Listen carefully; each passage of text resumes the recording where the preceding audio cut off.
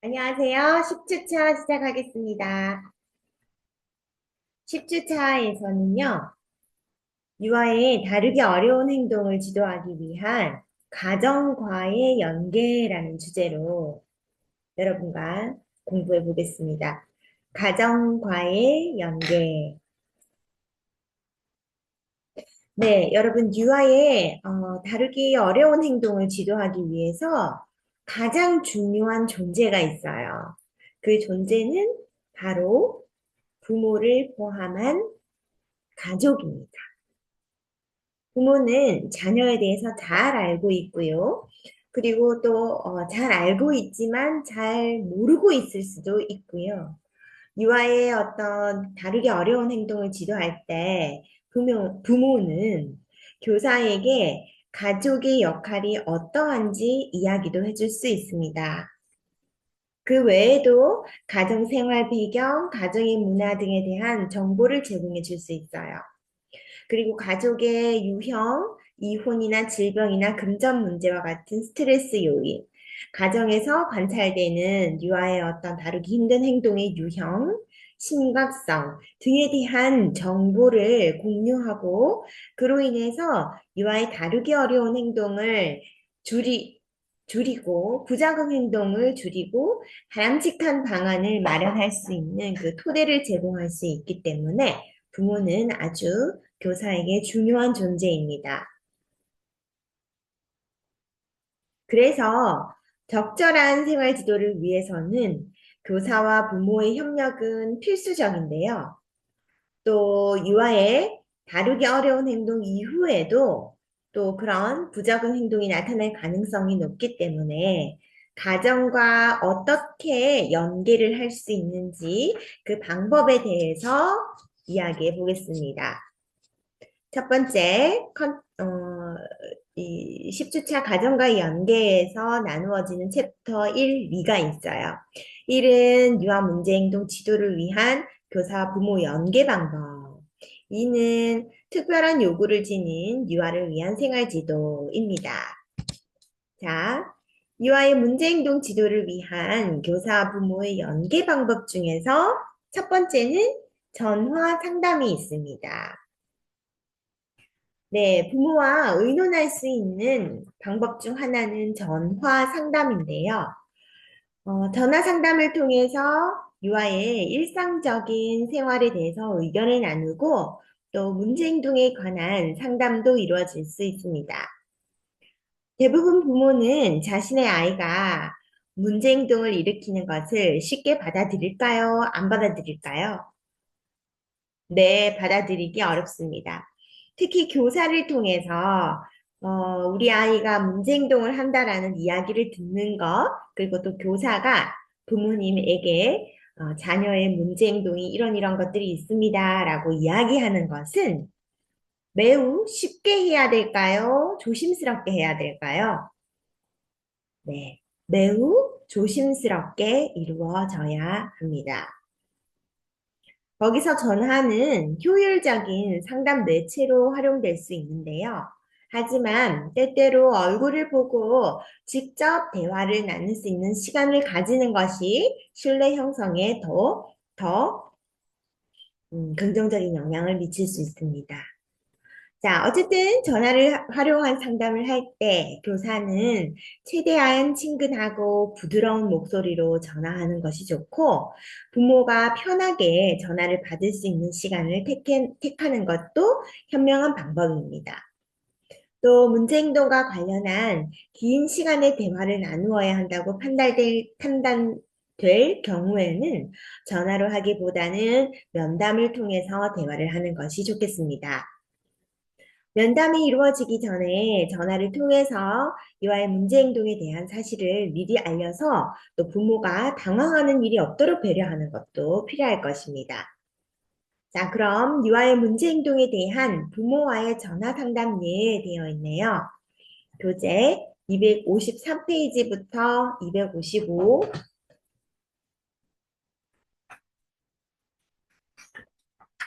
이렇게 있는데요. 여기서 교사가 하는 전화 상담의 멘트를 좀 잘 기억해 주셨으면 좋겠습니다. 자, 제가 먼저 한번 읽어보겠습니다. 상담 내용 보겠습니다. 대상 연령은 만 5세 이하고요.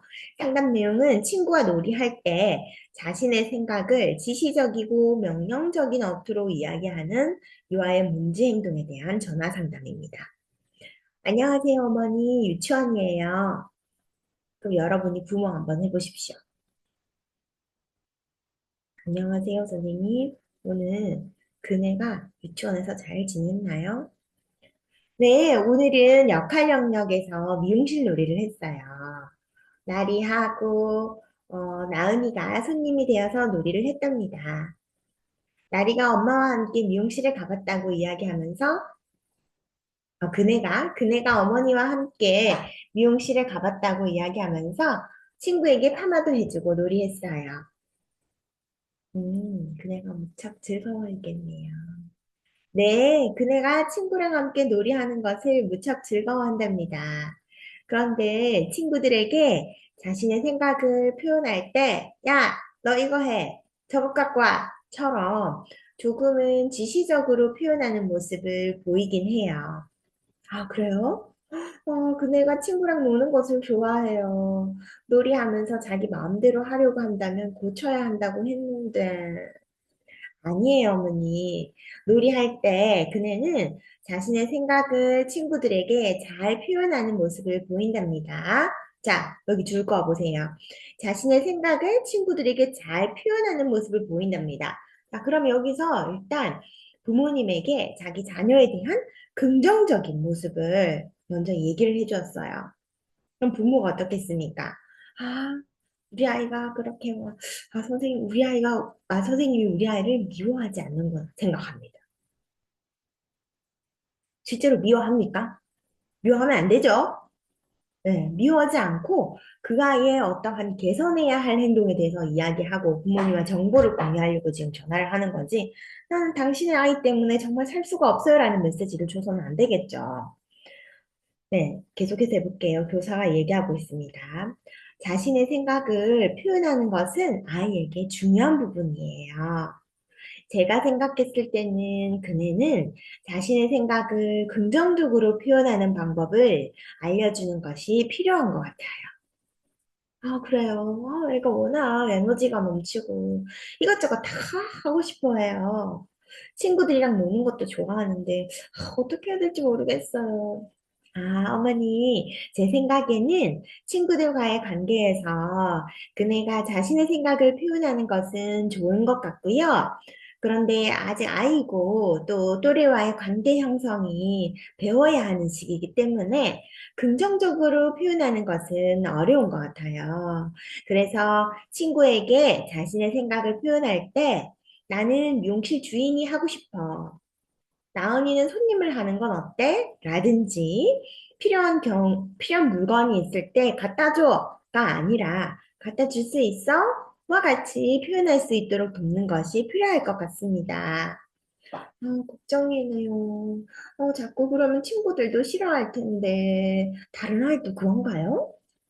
아이들마다 다르답니다. 아직 어린아이들이라서 표현하는 방법을 배워가는 시간이 필요한 거지요. 유치원에서 저희가 지속적으로 지도하겠습니다. 가정에서도 지시적으로 이야기할 경우에 긍정적으로 이야기할 수 있도록 연계해 주시면 도움이 많이 될 것 같아요. 아, 네, 알겠습니다. 네, 저희가 지속적으로 지도하고 자주 전화 드리겠습니다. 자, 이렇게 전화 상담의 예시를 보았습니다. 아주 훌륭한 멘트들이 많았어요. 여러분도 참고하셔서 과제하는데도 도움이 되셨으면 좋겠습니다. 자, 두 번째, 면담입니다. 네. 유아의 문제 행동을 지도할 때 꼭 필요한 것은 부모의 면담인데요. 유아가 문제 행동을 보일 때 교사가 빠른 시일 내에 부모와 면담을 진행하는 것이 바람직합니다.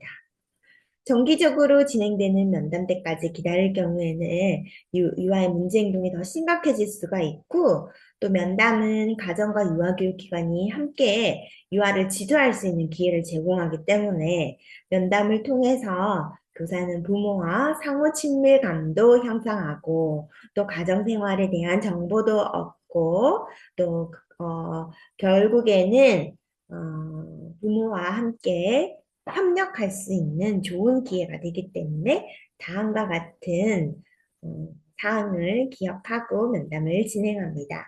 첫째, 부모가 자녀에 대해 가지고 있는 생각을 이해한다라는 전제하에 면담을 합니다. 부모가 자녀에 대해 가지고 있는 생각을 교사가 이해하기입니다. 그래서 그러면 들어야 되겠죠. 교사가 부모가 자기 자녀에 대해서 어떤 생각을 가지고 있는지를 일단 들어야 되는 겁니다. 면담을 통해서. 그다음 두 번째, 부모는 자녀에게 도움이 되기 위한 최선을 다한다는 것을 잊지 않아야 됩니다. 부모는 자녀에게 도움이 되기 위해 최선을 다한다라는 것을 잊지 않아야 됩니다. 그리고 부모와 교사가 공유할 수 있는 바탕을 마련하기 위해서 면담을 한다 생각하는 겁니다. 그리고 유아가 실수 후에 노력한 점, 그리고 향상된 점, 성취한 부분을 부모와 이야기합니다.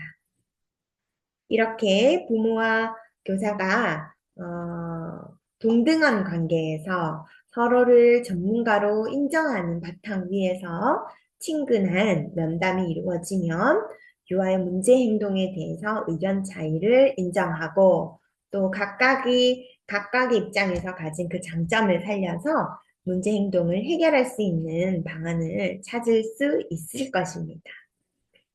면담의 효과는요, 다음과 같아요. 가정과 교육기관 간의 연계를 통해서 교육의 효과가 높아진다는 점입니다. 부모는 교사와 긴밀한 관계를 형성하기 때문에 일관된 교육을 할 수 있고요. 그로 인해서 교육의 효과가 지속될 수 있습니다. 두 번째는 상호 신뢰성이 높아지는 것인데요. 교사와 부모는 유아의 문제 행동을 넣고 서로 의견을 교환함으로써 상호 이해와 협조를 할 기회를 가질 수 있다는 겁니다.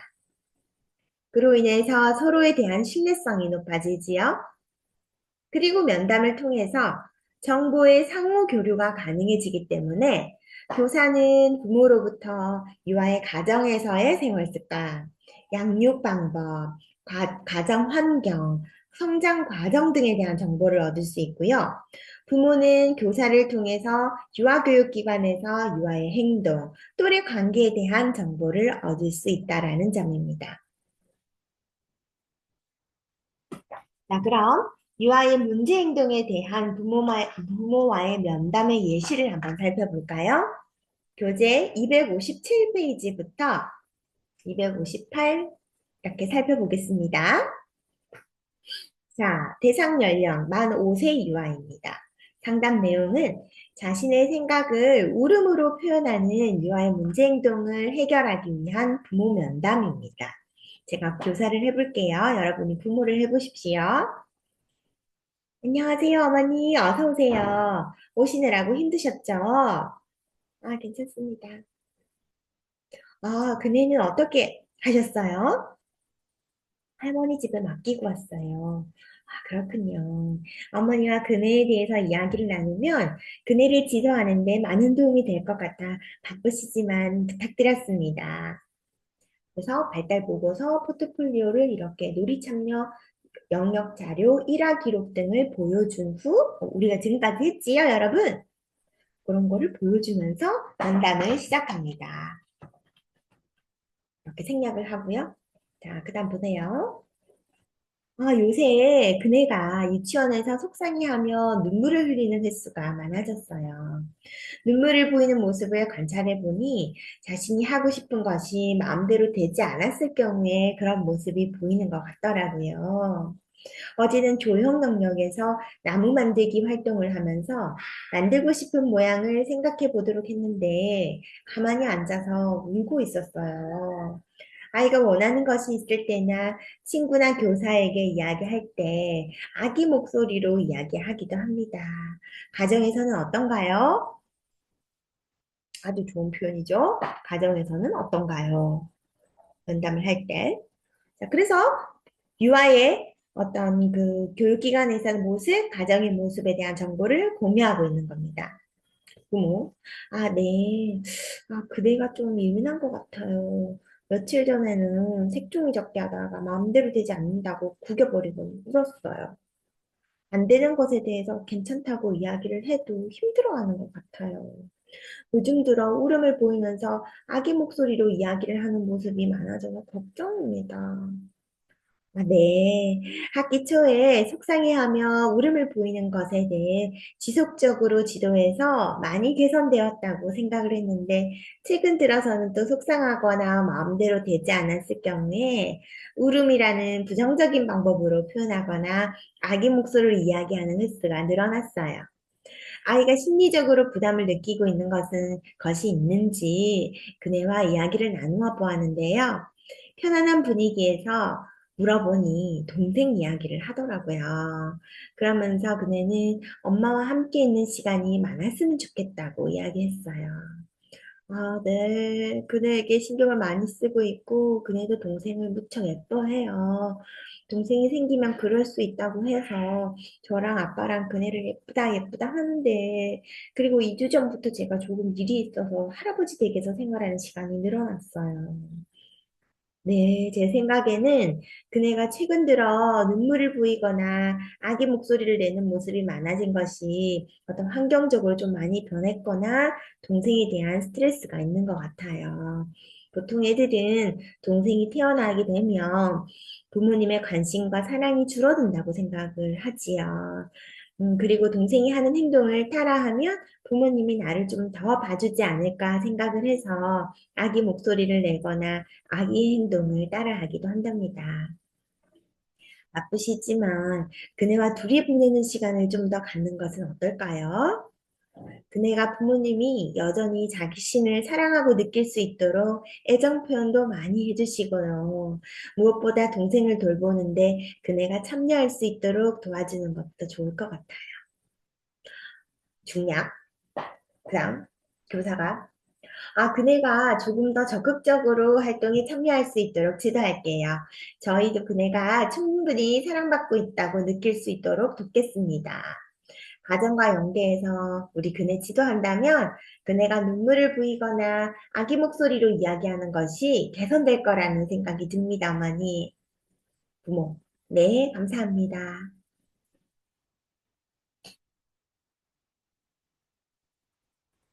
자, 유아의 문제행동 지도를 위한 효율적 의사소통. 교사와 부모는 교육에 대한 가치관, 교육 방식, 바람직한 유아의 행동 방식에 대해서 서로 다른 생각을 가질 수 있습니다. 때때로 이런 생각의 차이로 인해서 부모와 교사가 갈등을 경험하기도 하는데요. 그런데 이러한 갈등은 교사와 부모가 지속적인 의사소통을 통해서 해결해 나가는 것이 바람직합니다. 유아의 문제 행동에 대해서도 교사와 부모는 다르게 생각할 수 있습니다. 교사는 문제 행동이라고 생각하지만 부모는 아무런 문제가 없다고 생각할 수 있고요. 또 반대로 교사는 문제 행동이라고 생각하지 않는데 부모가 문제 행동이라고 생각해서 어려움을 겪을 수도 있습니다. 이런 어려움을 극복하기 위해서는 교사와 부모가 서로 협력적인 관계를 형성하면서 서로의 생각을 교환하는 것이 좋고요. 유아의 문제행동 지도를 위해서 교사와 부모가 효율적인 의사소통을 할 수 있는 방안을 살피는 것도 좋을 것 같습니다. 첫 번째, 두 번째, 이렇게 유아의 문제행동 지도를 위한 효율적 의사소통 방법이 나와 있어요. 서로 존중하고 신뢰관계 형성하기, 동료 교사 및 관련 전문가와 대화하기, 상황을 이야기하기, 부모의 이야기를 들어주며 반영적 경청의 모범 보이기, 지속적인 참여를 권유하기, 중재 분위기로 전환하기, 반영적 경청. 자, 첫 번째, 서로 존중하고 신뢰관계 형성하기. 유아의 문제 행동과 관련해서 부모와 이야기할 때 교사는 개인적인 견해를 자제하고 부모가 자녀의 교육에 참여할 수 있는 기회를 제공하는 것이 좋습니다. 자녀 교육에 대한 부모의 가치와 자부심을 인정해주면서 부모의 삶의 방식과 교육 방식을 이해하려고 하는 태도를 보이면 부모는 존중받는 느낌을 가지고 교사는 자신의 교육 방식에 대해서 전문성이 있음을 보여줌으로써 부모와 교사의 교육 방식에 대한 신뢰감을 가질 수 있도록 하는 것이 필요합니다. 유아에 대해서 교사와 부모가 함께 지시적인 관계를 형성할 때 유아의 문제 행동에 대한 지도가 원활하게 이루어지는데요. 왜냐하면 부모는 유아에 대해서 많은 정보를 가지고 있기 때문입니다. 교사가 유아의 부모에 대한 많은 정보를 가지고 있을 경우 유아와의 관계를 더 잘 형성할 수 있고 교육의 효과를 극대화할 수 있겠지요. 그래서 교사와 부모는 유아의 삶과 교육에 굉장히 중요한 부분을 차지하고 있으므로 협력적인 관계는 유아에게 긍정적인 영향을 미칩니다. 교사와 부모가 지지적이고 협력적인 관계를 형성하게 되면 부모도 도움을 받게 되고 유아도 문제 행동을 보일 때 이를 빨리 정서적 안정감을 가질 수 있도록 긍정적으로 생활 지도를 할 수 있고 교사 또한 교사가 기대하는 그 목표를 달성하기에 네, 더 효율적일 것입니다. 음, 부모와의 신뢰 만들기에 필요한 기술 261페이지 표 보겠습니다. 부모는요, 자기 아이를 좋아해주는 사람을 좋아합니다. 아이의 장점을 발견하고 자주 표현해주는 것도 부모와 신뢰관계를 만드는 데 필요한 기술입니다. 그리고 아이의 성향이나 세세한 행동 특성을 대해서 잘 알고 있고, 이렇게 정보를 주는 것도 부모와의 신뢰 만들기에 관한 기술입니다. 아이 상태에 적합한 개별적인 지원을 어떤 것을 했고 또 어떤 지원을 하였는지 적극적으로 알립니다. 부모의 선호나 욕구를 파악해서 도움을 주고요. 편견 없이 누구에게나 공정한 교사이고 작은 메모 등을 활용해서 비공식적인 소통을 자주 하는 것. 솔직하고 진실하게 대해서 교실과 자신을 개방하는 것. 이러한 기술들이 부모와의 신뢰 만들기에 필요한 기술이고 또 유아 문제행동 지도를 위해서 서로를 존중하고 신뢰 관계를 형성하기 위한 방법일 것입니다. 그럼 두 번째 시간부터는요. 동료 교사 및 관련 전문가와 대화하기에 관한 내용부터 시작하도록 하겠습니다.